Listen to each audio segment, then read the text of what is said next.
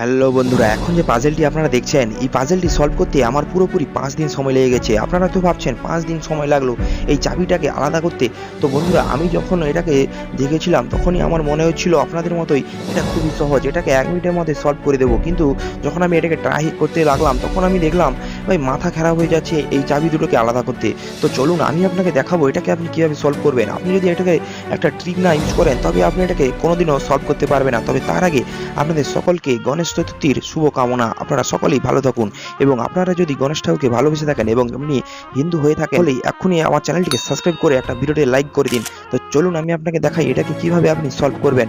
তো আপনাকে প্রথমত এই চাবিটাকে এই উপর দিক থেকে ঘুরিয়ে নিতে হবে। তারপরে এই বাঁ হাতে থাকা চাবিটাকে আস্তে করে উল্টো করে ঘোরান। এরপরে ওই নিচের কাঠতার দিয়ে এই চাবিটাকে বের করে নিন এবং নিচের দিকে নিয়ে চলে আসুন। তারপরে আপনি নিচের মাঝখানের রিংটা নিয়ে গেলে দেখবেন এই চাবিটা অনায়াসে বেরিয়ে আসবে।